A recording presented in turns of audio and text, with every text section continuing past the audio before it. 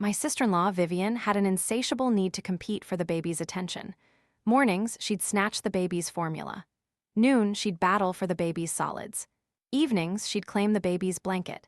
Even at a Heydillo hot pot, she'd dump the baby on me, then shamelessly climb into the baby's crib herself. The sleeping infant, startled awake, would cry ceaselessly, on the verge of choking. Back home, I'd reached my breaking point, ready to erupt, but she'd already dramatically collapsed into Ethan's arms, weeping pitifully. "Darling, am I not your baby too? The woman you love most? Is it me or this ugly newborn?" After her dramatic outburst, she lunged, her fingers almost strangling the baby's tiny neck. "If you don't say it, I'll choke it to death. Who told it to steal your love from me? Your love can only ever be mine." My heart hammered with terror, threatening to stop. As I moved to intervene, her eyes, filled with venomous hatred, locked onto mine. With a chilling smirk, she deliberately flushed my life-saving heart medication down the toilet, condemning me to a fatal cardiac arrest. After my death, she shed a few crocodile tears for Ethan, and he, predictably, softened and forgave her.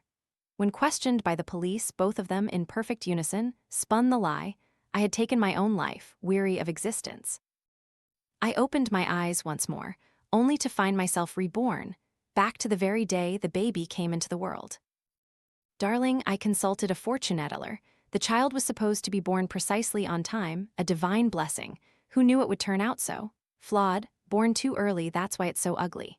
Vivian Jiang, her face contorted with disgust, glared at the newborn from her hospital bed. Ethan Lin, however, gently cooed, "It's all right, my love. You are the true blessing of our family. What good is that asterisk thing?" They utterly disregarded the newborn, abandoning it in the crib to cry itself hoarse, its wails echoing chillingly throughout the sterile hospital room. "What are you just standing there for? Don't you hear the baby crying?" Ethan's sharp rebuke jolted me. Suddenly, it hit me. I had truly been reborn, back to the very day my niece, Anna, came into the world. A surge of triumphant exhilaration coursed through me, an indescribable joy. In my past life, Vivian had been fixated on delivering her divine blessing at a precise, auspicious moment. But witnessing her unbearable agony, I knew both mother and child were in grave danger if the baby wasn't born sooner. The doctor and I had pleaded with her to abandon her stubborn notions. Yet, the moment the baby was safely delivered, Vivian scornfully declared it ugly, venomously spewing at me, "It's all your fault. If you hadn't forced me to deliver early, why would she be so hideous? And she's still purple, absolutely revolting." Vivian then buried herself in Ethan's chest, wailing, "Darling, asterisk, I am your baby. She's so ugly. Can't we just not keep this child anymore?" My heart plummeted, a chilling premonition seizing me. No, she wouldn't dare try to abandon the child with me, would she? Vivian's gaze, deceptively innocent, landed on me, but that very look sent a shiver of dread down my spine. Ethan Lin is my older brother, and Vivian Jiang, my sister-in-law. I'm 3 years Ethan's junior and had only recently graduated university. When I was 18, our father suddenly passed away from an illness. Soon after, our mother abandoned us for another man. From then on, it was just Ethan and I, clinging to each other for survival. I was born with a congenital heart condition, necessitating frequent hospital visits. Yet, I never burdened Ethan with my struggles. Even when he began dating Vivian, I never interfered. On the contrary, I went out of my way to support them. I always saw Ethan as my only family, believing I should treat him with nothing but kindness. But from the moment Vivian gave birth to my niece, Anna, her demeanor became unsettlingly erratic. She perpetually vied with the innocent child for attention. She refused to breastfeed, petulantly declaring, "I'm a baby too, why should I feed asterisk it?" I didn't meddle with her decision regarding breastfeeding, that was her choice. But what I couldn't comprehend was her desperate need to fight over the baby's formula, to snatch its solid food, and even wake me in the dead of night to demand I prepare asterisk her milk, claiming it was for nutrition. In my past life, I regarded Vivian as family, so I couldn't help but gently admonish her. She'd heed my words for a short time, but soon enough, she'd resume her relentless battle with the baby for food, for toys, for everything. When her obsession spiraled, she even physically assaulted the innocent child. Even at a hot pot restaurant, she'd abandon the baby to my care, then brazenly climb into the infant's crib herself, utterly oblivious. The startled baby would wake, gasping, crying soundlessly, on the verge of suffocating. That night back home, I reached my breaking point, poised to explode. Yet she once again melted into Ethan's embrace, sobbing, "Darling, do you still love me? It's all asterisk her fault, stealing your affection from me. If she weren't here, you'd only have eyes for me." No sooner had she finished than she unexpectedly lunged, her hands closing around the baby's fragile throat. Seeing the infant gasp and cry silently, I shrieked, desperate to intervene, but her cruelty had already seized my heart, bringing it to a dead stop. As I desperately fumbled for my heart medication, she had already, with a twisted satisfaction, flushed it all down the toilet. It was then, in my dying moments, that I understood. She had always harbored a bitter resentment towards me, simply because I treated her as an adult, not the child she so desperately wished to be. Only after my death did the chilling truth come to light. Vivian had long ago insidiously replaced my vital heart medication with mere dietary supplements. After she murdered me, I believed Ethan, my own brother, would demand justice for me. But to my horror, a few feigned sobs from her were all it took for his heart to melt. Before the police, they spun their cruel lie. I had taken my own life. When the baby reached 5 months old, Vivian, while feeding her apples, deliberately choked her to death. From the heavens above, I witnessed it all. My soul, a spectral observer, bled with incandescent rage. I had fought so desperately to survive, enduring unimaginable physical and emotional torment, never once relinquishing my hold on life. Yet, why, oh why was fate so cruelly unjust to me? I had given them my entire heart, only to receive malicious retribution and Ethan's chillingly indifferent forgiveness. What about asterisk me? Did I deserve to die? Was my life truly so worthless in their eyes? If I were granted another chance, I swore I would live for myself, sever all ties with those deceitful ingrates, and let that twisted couple face the full, bitter consequences of their actions. I shivered, cutting off the torrent of memories from my past life. In the hospital room, Vivian Jiang shot a fleeting, venomous glance my way. I instinctively knew she harbored no good intentions. I clutched my chest, searching for a plausible excuse.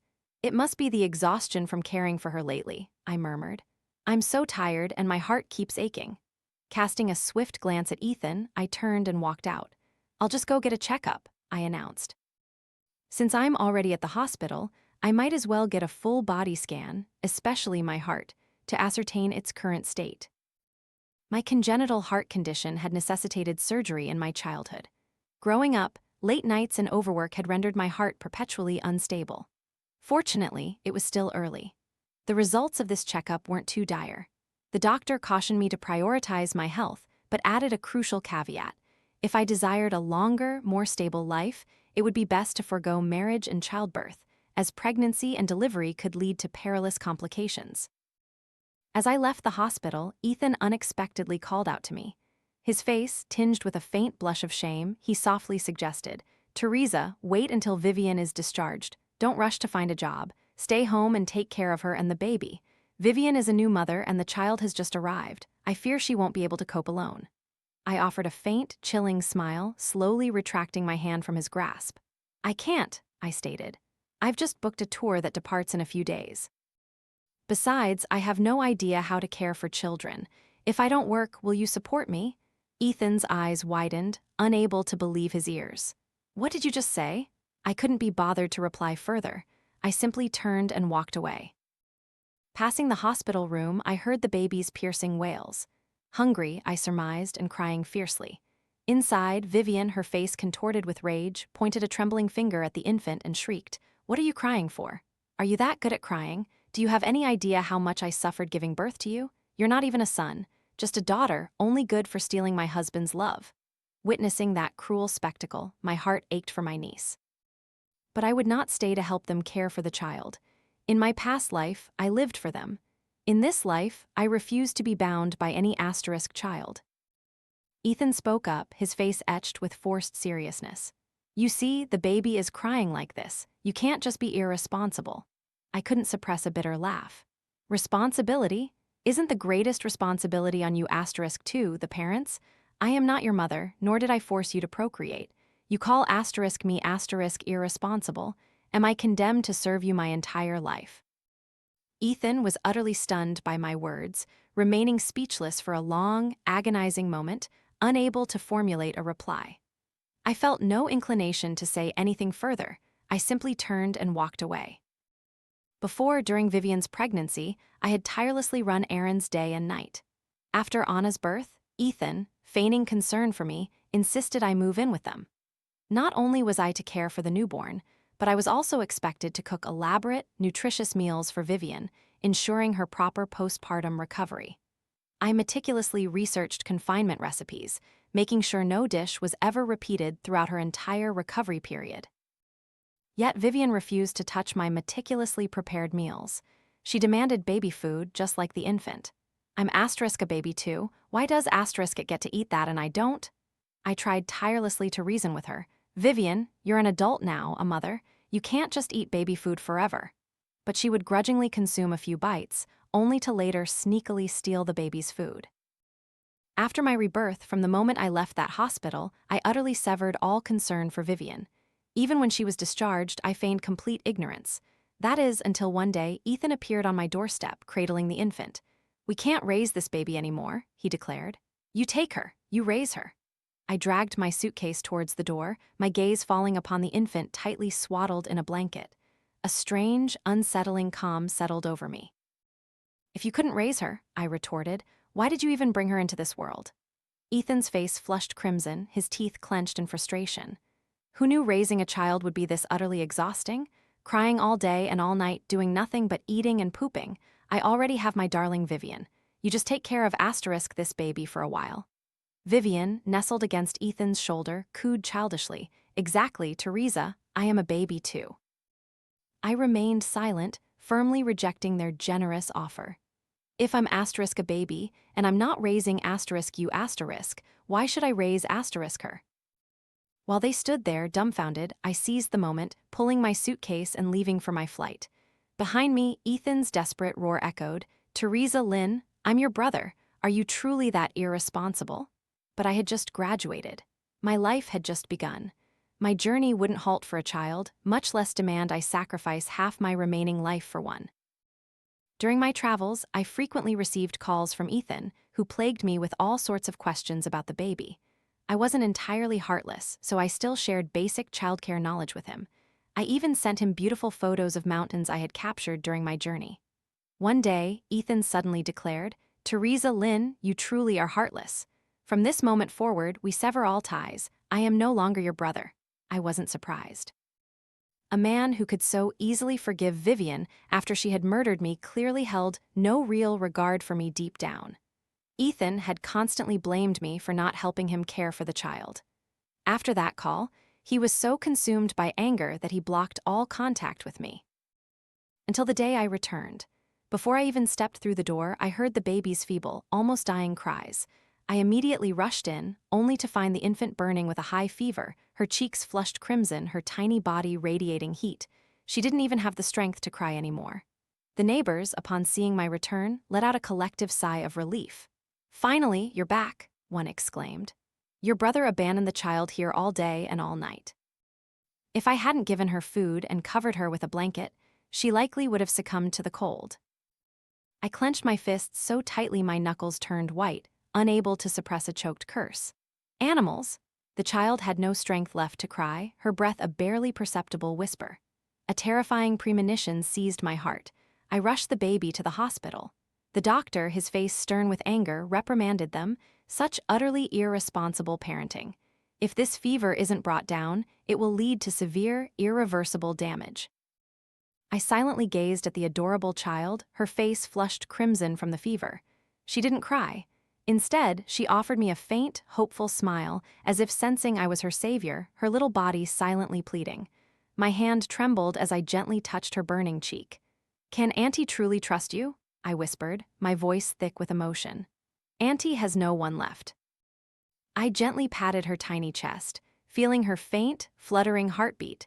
So similar to my own, when I checked my pulse sometimes so weak, it was almost imperceptible. "I am so poor and my body is so frail. Can I truly trust you, little one? If I don't save you, you will die. You will die at Vivian Jiang's hands someday." My congenital heart condition meant I could never bear children. Fate had cruelly denied me motherhood, but should I save this child?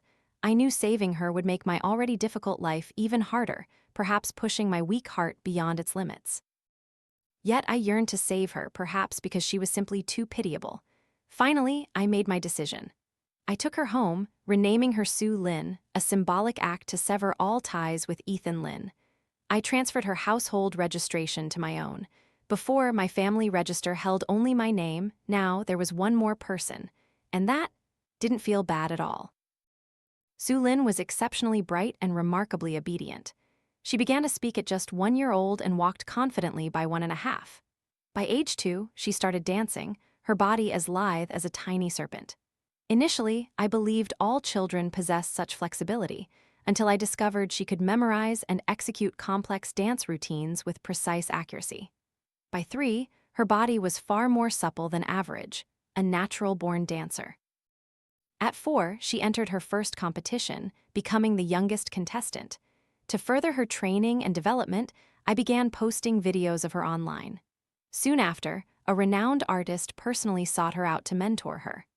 At 5, Sue Lin won the first gold medal of her life, radiating pure brilliance on stage. Word of Sue Lin's success inevitably reached Vivian. That day, as Sue Lin competed, I quietly observed her from the wings, only to spot Vivian and Ethan among the audience. I frowned, about to approach them, when I heard the host ask Sue Lin, "Sue Lin, you're incredibly talented. Your mother must be just as brilliant, isn't she?" Sue Lin nodded with absolute certainty. The host then probed, "So, where is your mother?" Hearing this, Vivian, unable to contain her surging excitement, practically sprinted onto the stage, dramatically proclaiming, I am her mother." All eyes swiveled to Vivian. She quickly approached the camera, her gaze intense. "I am Sue Lin's mother. Her accomplishments today are entirely thanks to my devoted nurturing." Sue Lin tilted her head, a puzzled expression on her face, and simply stated, "Who are you? I don't know you." Vivian's triumphant smile instantly evaporated, leaving her frozen in an awkward, mortified stance. Before Vivian could even utter a furious retort, Sue Lin pointed directly at me and declared, "That's my mother." In that instant, Vivian's face drained of all color. All eyes swiveled to me. Meeting Vivian's venomous, hateful stare, I simply offered a serene smile and raised my hand to beckon Sue Lin. The child immediately darted off the stage and launched herself into my embrace, sweetly asking, "Mama, did I do well?" I gently stroked her hair, softly replying, "Of course, Sue Lin. You always do everything perfectly." To Sue Lin, I was formally her aunt, but in her heart, she had long considered me her mother. Sometimes, in her sleepy haze, she would stealthily cling to my back, softly whispering, "Mama." Sue Lin had transcended the constraints of her biological parents' abandonment, running straight to me. She proudly announced to the host, "That is my mother. I don't know that woman at all." Vivian's face contorted. Facing the collective accusatory stares, she stammered, "I truly am Sue Lin's mother. It's just, we haven't seen each other in a few years, that's all." The crowd immediately grew suspicious. "If you haven't seen her in years, why are you only showing up now that Sue Lin is famous?" someone shouted. "You claim to be Sue Lin's biological mother, but you didn't raise her. So who did care for her? That person is her real mother." Vivian was engulfed by a barrage of questions from all directions, utterly unable to defend herself. At this opportune moment, an event staff member stepped forward, politely but firmly stating, "Madam, this is not the place for such disruption. Please leave immediately." Vivian, hands defiantly on her hips, bristled aggressively. "I am Sue Lin's mother. How dare you accuse me of causing a disruption? You're incredibly bold. Everyone here is a fan of Sue Lin. Aren't you afraid she'll refuse to compete here anymore?" Realizing she wouldn't comply, the staff immediately summoned security to escort Vivian away. Before departing, the staff member approached me and, with a respectful bow, apologized. "Ms. Lin, we are truly sorry for any distress this has caused you. We will ensure this troublemaker is promptly removed. Please rest assured." I offered a subtle, knowing smile, gripping Sue Lin's small hand tightly as I watched Vivian's retreating figure. A chilling premonition settled in my heart. Vivian wouldn't let this go easily. If that was the case, then I wouldn't hesitate to settle every old and new score, once and for all. In the resting room, Sue Lin sat obediently on a swivel chair, her gaze fixed on me. "Is she my mother?" she asked. I paused, my hand still tidying my backpack, and met the pure, innocent gaze in Sue Lin's eyes. In that moment, my resolve wavered. Sue Lin was 5 years old. She had every right to know the truth. I shouldn't hide it nor selfishly cling to her. I turned away, my nod stiff. Yes. Sue Lin immediately shook her head in fierce denial, leaping off the chair and grabbing my hand. No. I didn't stay with her. She will never be my mother. If she gave birth to me, why didn't she want me? She hugged my waist tightly, pressing herself against me. Teresa Lin is my mother. If mother adopted me, don't ever think of abandoning me. I'll use my prize money to support you. I'll treat you well. In her innocent voice, I heard a slight tremor. I reached out to stroke her head but felt my clothes dampening. My heart constricted. Pulling her back gently, I saw tear streaks glistening on her small face, her eyes red and brimming with deep-seated resentment as she looked at me. A wave of poignant sorrow and bittersweet pain washed over me. I patiently wiped her tears. Why are you crying, my brave Sue Lin? You're so strong, you've rarely cried since you were little. But this time, she cried intensely, weeping and warning, Teresa Lin, Mama, you must not abandon me. Seeing her pitiful, desperate plea, I couldn't help but feel a strange mix of relief and even a touch of grim satisfaction. Her crying like this was good. At least in her heart, I was the most important person. But then, an unforeseen event struck. I was about to take Sue Lin to the car when a staff member called me back to discuss her next performance schedule. In mere moments, Sue Lin vanished. Panic surged through me, and I raced downstairs to search. Just as I reached the ground floor, I heard a child's frantic cry for help. Someone's kidnapping a child, help me. It turned out that quick-witted Sue Lin had hidden behind the building's reception desk. Security immediately apprehended Vivian Jiang. I rushed over and pulled Sue Lin into a tight embrace. She mischievously winked at me, then deliberately yelled even louder, ensuring all eyes in the crowd swiveled to Vivian Jiang. Teresa Lin, clearly Sue Lin is my child, you stole her. Vivian Jiang shrieked, her eyes burning with profound resentment. I've been searching for her for 5 long years, you abducted my child. The onlookers exchanged confused glances, their eyes flicking to me. I offered a subtle, cold smirk. Get her out of here. My unwavering care for Sue Lin had been widely witnessed. They harbored only fleeting doubts. No one truly believed Vivian Jiang's frantic accusations. But I hadn't anticipated Vivian Jiang's insidious trump card. During their confrontation, she must have secretly snatched a strand of Sue Lin's hair. She and Ethan subsequently performed a DNA test, then sensationally uploaded the results online, accusing *me* of being the true kidnapper. In the video, Vivian, holding the DNA results, her eyes swollen and her face gaunt, sobbed, Sue Lin is my and my husband's child. We searched for her for 5 long years, only to discover she was abducted by my sister-in-law, who vanished 5 years ago. My poor child was tragically deceived for half a decade, unable to recognize her own biological parents. Her crocodile tears flowed freely, garnering immense sympathy from netizens.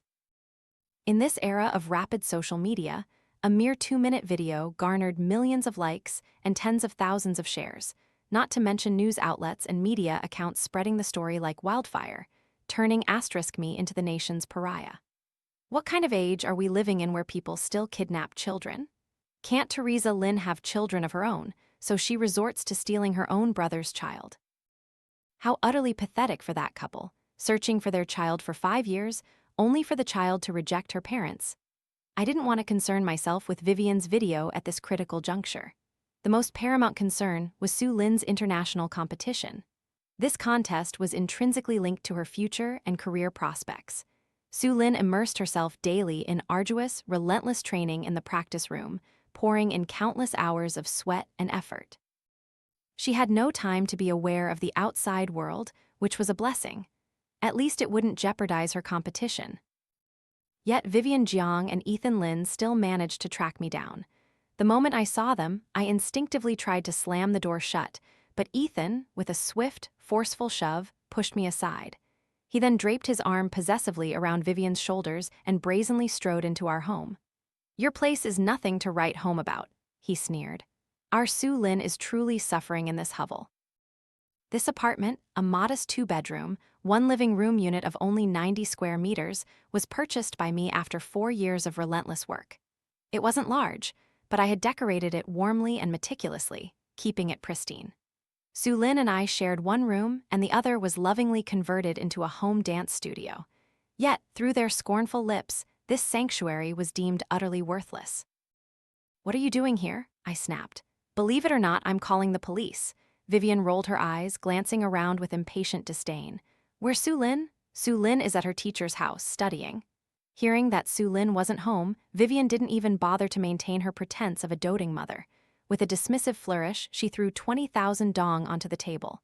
This is for Sue Lin's upbringing over the past 5 years, she declared. 20,000. That's not even enough to cover 1 year of Sue Lin's tuition.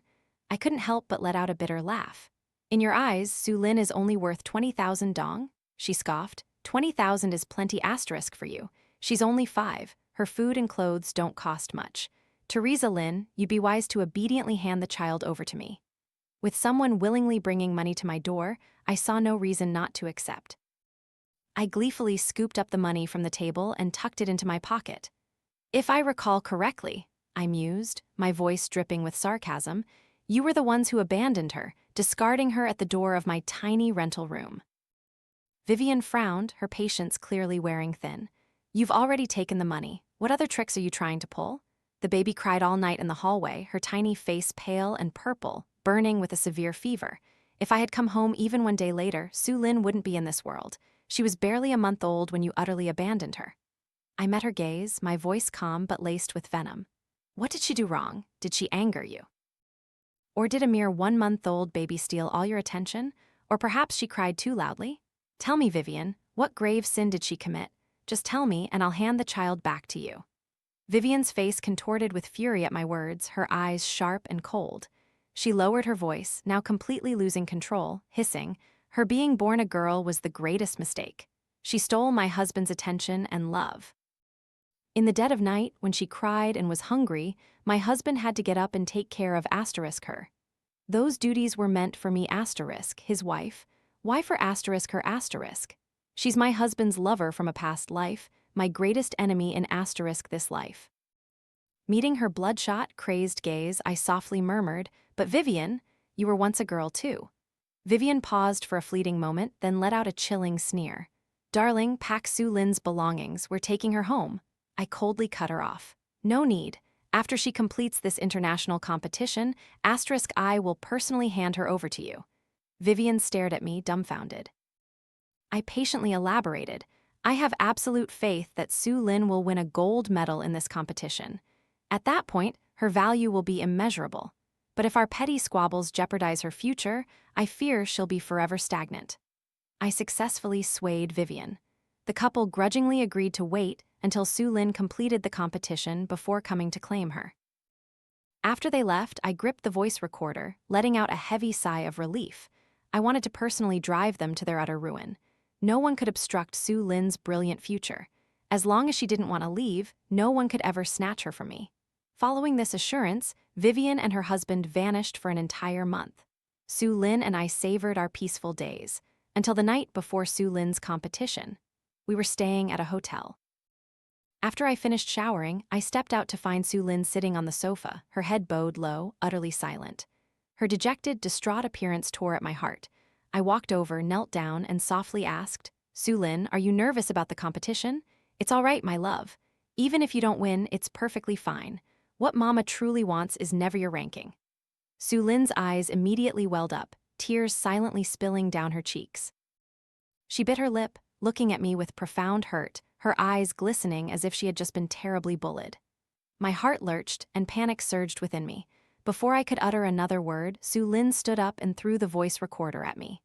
Mama, are you going to abandon me? Is it true that after this competition you'll give me to someone else? Have I made you unhappy? Sue Lin is ready to change. She stepped closer, her gaze searching, clutching the corner of my shirt, timidly pleading, Mama, please don't abandon Sue Lin, I'll be so good. Her tear-filled eyes looked at me, begging repeatedly, promising endless obedience. My throat tightened, the corners of my eyes burned, and tears threatened to fall. I hugged the child tightly, burying my face in her small, frail shoulders. My love, Mama has never thought of abandoning you. I only lied to them to keep them from disturbing your competition. Sue Lin looked at me uncertainly. I reached out and gently wiped the tears from her cheeks. Sue Lin, this name, Mama gave it to you. From now on, you will only follow Mama. Whoever names a child, that person is their mother. After this incident, Sue Lin's sense of security diminished even further. She constantly clung to me, never leaving my side for a moment. I regretted somewhat having spoken those words. Keeping that couple at bay was only part of my plan. The more crucial objective was to thoroughly expose and utterly ruin them.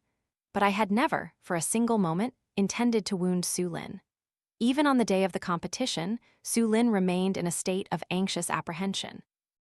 She clutched my hand pitifully, asking, "After the competition, Mama, you really won't abandon me, will you?" I nodded firmly, my resolve unwavering. "Never, my love." Sue Lin glanced at the couple sitting in the audience, then extended her tiny hand and said, "Then let's pinky swear."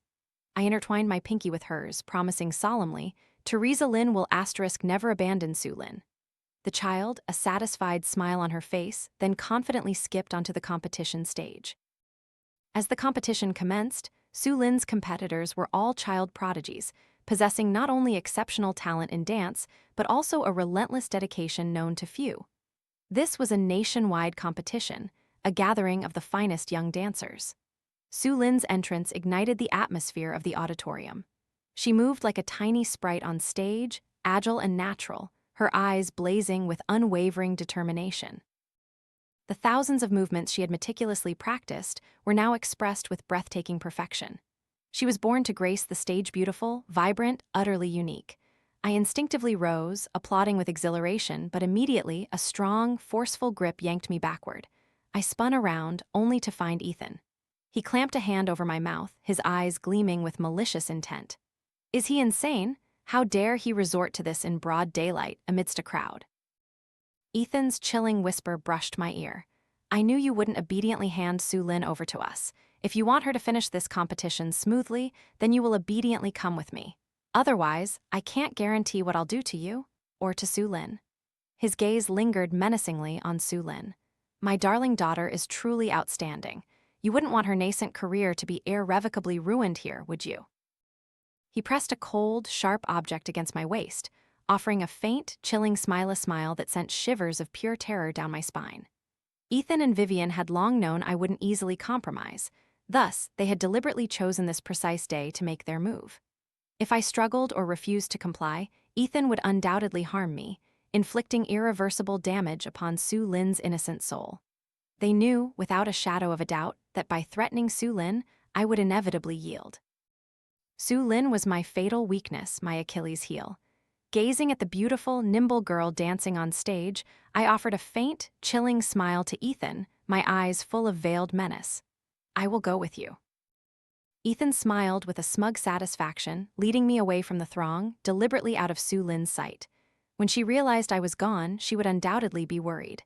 Yet I knew, deep down, she would always trust me. Ethan led me out of the building through a secluded back entrance, evading the throngs. He found a hidden spot and handed me a black blindfold. "You're still my sister, Teresa. Put this blindfold on. I'll take you somewhere safe. I won't harm you." I took the blindfold, my gaze flicking to it. But what if I refused to go? Did he truly take me for a fool? If I simply complied, the moment the competition ended, Vivian would undoubtedly snatch Sue Lin away. Ethan gave a cold, cutting laugh, his voice sharp with menace. "Do you truly believe you have a choice now?" I seized his wrist with a swift, powerful motion, twisting it outward with brutal force, slamming him hard against the wall. A searing pain consumed him, making him yelp and crumple, his face contorted in agony, cold sweat beading on his forehead. He gritted his teeth, angrily yelling, "Teresa Lin, let me go." His trembling fingers, no longer able to hold the weapon, released the knife, which clattered to the ground. I kicked him hard in the stomach, sending him sprawling, gasping with agonizing groans. "Isn't your heart condition severe?" He choked, coughing, his voice raw with pain. "When did you learn to fight like this?" I bent down, retrieving the knife. "My heart isn't good, it's true, but moderate exercise helps strengthen it. Ever since Sue Lin gained fame, her teacher suggested hiring a bodyguard, but I couldn't afford it, so I taught myself. For 2 years, whenever I had spare time, I trained at a martial arts gym." I raised the knife, pointing it directly at his face. "One wrong move, Ethan, and you'll be seriously wounded." Ethan's entire body trembled with raw terror. "Teresa Lin, what are you doing?" By now, Sue Lin must have finished her competition. I abruptly released my grip, letting the knife fall. "You should finish too." Ethan shrieked in sheer panic, desperately scrambling backward as the knife clattered to the ground, narrowly missing, almost castrating him. His face turned ashen, cold sweat pouring down his face. Seeing his utterly horrified expression, I couldn't help but let out a bitter, satisfied laugh. Still as cowardly as ever. I had deliberately gone outside with him, not wanting to cause a scene at the competition venue. After swiftly dealing with him, I raced back to find Sue Lin. I had calculated the timing perfectly. Yet, Sue Lin had already been taken by someone else. I anxiously raced backstage, questioning the staff. They explained that Sue Lin had been picked up by her biological mother. My heart clenched, a sharp, searing pain radiating through me. A chilling premonition seized my heart. Vivian Jiang's stubborn insistence on taking Sue Lin undoubtedly harbored a darker purpose. The moment Sue Lin had completed her performance, Vivian had hastily snatched the child away. Would Sue Lin, unable to find me, believe I had abandoned her? In that terrifying moment, I was utterly consumed by panic. I clenched my fists, desperately trying to force myself to calm down. Outside the building's main entrance, a crowd of reporters and passers-by lingered. Vivian would surely avoid the main exit. The back entrance was more probable, but with the performance having just concluded, there would likely be reporters gathered there too. I decided to check the elevators first, then descend to the ground floor. As I rushed downstairs, I spotted Vivian Jiang, holding Sue Lin, about to get into a car. Sue Lin suddenly lifted her head, her previously somber eyes igniting with a brilliant spark of hope.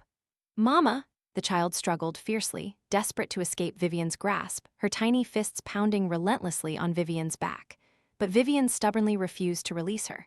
Seeing her about to force Sue Lin into the car, my heart leaped into my throat. I lunged forward, blocking her path. The surrounding reporters immediately surged forward, encircling Vivian.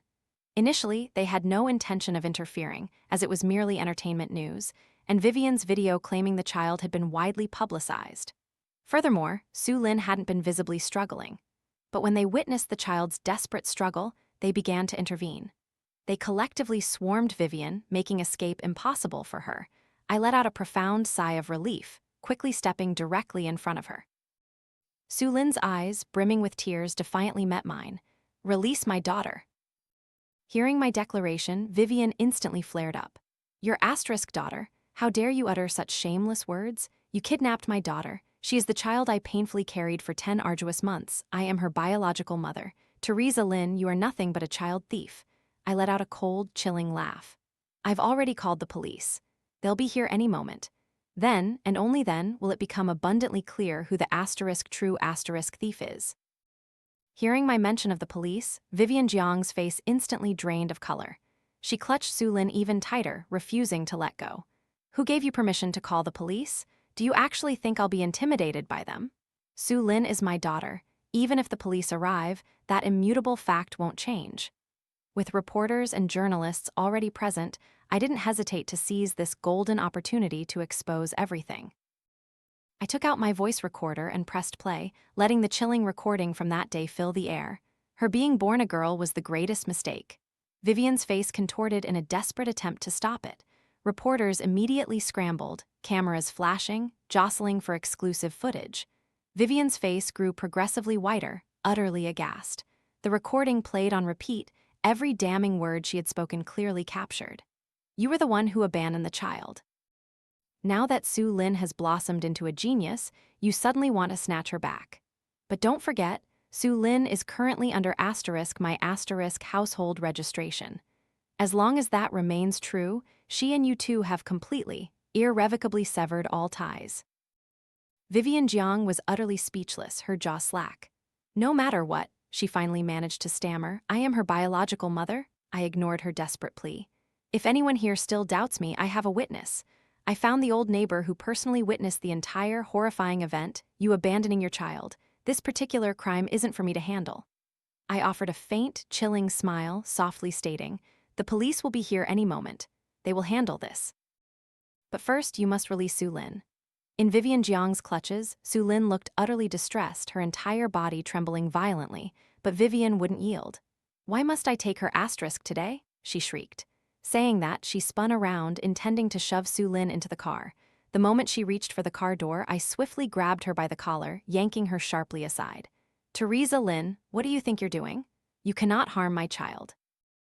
Ethan Lin, drenched in a cold sweat, rushed forward to shield Vivian. Seeing him, Vivian immediately launched into a pitiful act, clinging weakly to his shoulder. Honey, she's bullying our asterisk child. I rolled my eyes, utterly disgusted by this grotesque couple. Sue Lin, seizing her chance, leaped from the car and ran to me. Mean person, don't bully my mama. I stroked her head, gripping her small hand tightly. Teresa Lin, you truly have no conscience. Ethan shrieked. I raised you. When you had heart problems in the middle of the night, asterisk I had to rush you to the doctor. I'm your biological brother and you dare to treat me like this? How could he utter such shameless lies without a hint of remorse? Everything I had done for Sue Lin, how could he possibly claim credit for it? But I had no time to dispute him now. In the distance, police sirens wailed, growing louder. The couple exchanged a frantic, terrified glance, an unprecedented panic etched on their faces. Ethan seized Vivian, turning to flee. You can have the child, all right? Let's just go home first. These two had been so relentlessly stubborn. Why were they giving up so easily now? Were they truly afraid of the police? A sudden, uneasy feeling washed over me. I swiftly grabbed their hands. Don't leave so fast. Now that you're here, let's clear everything up. The police, drawing out silver handcuffs, gently but firmly stated, Mr. and Mrs. Lin, please come with us. You are being investigated in connection with gambling, fraud, and several other illicit activities. Please accompany us to the station. Originally, I had only called the police to resolve the immediate issue with Sue Lin. I never anticipated uncovering such a vast criminal enterprise. The police turned to me, their expressions appreciative. Thank you, Ms. Lin, for reporting this. Thanks to you, we've apprehended 2 fugitives who were on the run. I stared at Vivian in stunned astonishment. So over the past 5 years, they had indeed been involved in countless illegal acts. The police added, we'd also appreciate it if you could accompany us to the station to provide a full statement. I agreed, but first, I requested a moment to speak with my daughter. They assented. I pulled Sue Lin into a quiet corner. The child nestled into my arms, her voice trembling with sadness. Mama, I'm so scared. I thought Mama didn't want me anymore. I gently patted her back, a profound sigh escaping my lips. Mama was scared too, my love. Why did you go with them? Sue Lin meekly bowed her head, her face etched with remorse. I thought Mama didn't want me anymore, so I wanted to make Mama a little jealous. I glared, a sharp, angry look for the child. She quickly offered her apologies to appease me. She then whispered, her voice filled with quiet triumph, Mama, I won the gold cup. I looked at the child in surprise, my eyes lighting up. But it wasn't time for the award ceremony yet. It seemed that in her sadness and childish pride, she had intended to skip the entire ceremony and leave with Vivian. Sue Lin, my sweet, please go back with your teacher to receive your award. Mama will be back soon. I entrusted the child back to her teacher, asking him to return her to the auditorium. Sue Lin, her face radiating pure joy, promised, Mama, when you come back, I'll show you my gold cup. I followed the police to the station. It was there that the full, grim truth was unveiled. Over the past 5 years, Vivian and Ethan had plunged deep into the abyss of gambling, fantasizing about instant riches, only to lose everything and accrue crippling debts. They had then resorted to online fraud. Their desperate desire to snatch Sue Lin back was fueled by their monstrous plan to sell her for money. Vivian, in a chilling confession, admitted her crime. There was a wealthy man who specifically targeted Sue Lin. He promised that if I brought Sue Lin to him, he would pay me $10 million. Knowing she had no remaining avenues of escape, Vivian confessed everything, hoping for a reduced sentence. I clenched my fists, my voice cutting and cold. Do you even know the true nature of that wealthy man? What if he's a depraved monster? Sue Lin is only 5 years old, her life hasn't even begun. Are you utterly devoid of humanity? Vivian's tears flowed, her face a mask of bitter resentment. Teresa, we know we were wrong. Can you please tell the police to forgive us? We didn't intend asterisk to commit fraud. We were just at our wits' end. Ethan, too, nodded frantically desperate. That's right, Teresa. I'm your biological brother. We are each other's only family. You can't do this to me, I scoffed, my voice devoid of emotion. I wouldn't dare defy the law. You've committed heinous crimes, and now you must asterisk pay the price. I wish you both a lifetime in prison. The moment my words ended, their faces twisted with sheer terror. Before leaving, I ensured the police formally documented their abandonment of their child 5 years prior. Furthermore, Sue Lin's official inclusion in my household registration meant they had given birth but utterly failed to raise her, a fact that only deepened their culpability. Afterwards, I returned to the auditorium and saw Sue Lin, clutching her golden cup, her face radiant with triumph, standing proudly on stage. I couldn't help but be profoundly moved. This child had a bright, boundless future, and I would walk this entire journey with her. Sue Lin gripped my hand, her voice filled with innocent joy. Mama, no one can ever separate us. I, who would never bear children of my own, knew that Sue Lin was truly a gift from heaven, allowing me to have such an obedient, understanding, and loving daughter.